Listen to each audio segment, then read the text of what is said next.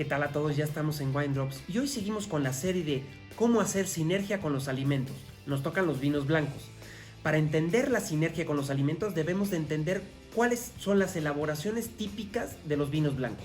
Muy sencillas, 4, apréndanselas porque cuando lleguen al restaurante va a ser mucho más fácil identificar por estilo que por alguna marca que no se acuerden. Vamos a ver los estilos de vinos blancos que tenemos. Primer estilo, el estilo sin barrica. Este vino va a tener notas aromáticas a mucha fruta, muchas notas cítricas, florales, pero no va a tener ningún resto de barrica. Va a ser perfecto para los platos ligeritos, frescos, ácidos, de entrada, un ceviche, una ensalada con vinagreta. Todo eso va perfectamente bien con los vinos que no lleven barrica, vinos blancos sin barrica. Vamos al segundo tipo. El segundo tipo son aquellos vinos que tienen un poquito más de estructura, más de corpulencia, más poder. ¿Cómo se lo doy? Perfecto, dejando que las levaduras en el tanque queden un poquito en reposo con el mismo vino. Entonces le van a dar textura, le van a dar conceptos aromáticos diferentes. ¿Como cuáles? Va a tener notas cítricas, frutales, florales muy parecidas a este, pero va a tener un componente aromático que se llaman frutos secos, almendras, avellanas, nueces. Empezamos a ligar con platos de un poquito más de estructura, las pastas, los arroces, todo eso iría perfectamente bien con un vino blanco que tenga soporte de lías o que esté fermentado con las lías.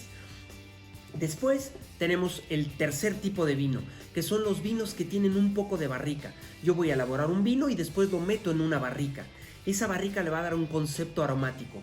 Voy a tener en este vino con barrica, voy a tener poco concepto aromático de los dos primeros, pero mucho concepto aromático de la barrica. Entonces voy a tener notas frutales, pocos frutas tropicales, algunos frutos secos porque se van a pasar, pero lo más interesante es que va a tener unas notas de madera, algunas vainillas, algunas mantequillas bien interesantes. Son vinos más estructurados, de más peso, de más corpulencia. Cómanselos con un plato que tenga un poquito más de peso, un poquito más de punch, como por ejemplo puede ser un risotto o puede ser una pizza 3 quesos, pueden ser platos que tengan un poquito más de poder, más estructura. Vamos a ir con el cuarto vino. El cuarto vino son aquellos vinos que se fermentan en una barrica. Al fermentarse en una barrica deben de tener un poquito más de alcohol, un poquito más de estructura, de peso, de consistencia, de estructura. El chiste es que los aromas de aquí van a ser mucho más tendiendo a la barrica. Se van a desaparecer los aromas de estos dos que son cítricos, frutales, florales. Van a aparecer un poco más los aromas de barrica y mucho los aromas de frutos secos, porque va a estar mucho tiempo en contacto dentro de la barrica con las levaduras. Y entonces vamos a tener la vainilla, el coco, con todos estos frutos secos. ¿Con qué van estos vinos? Van con salseos muy estructurados.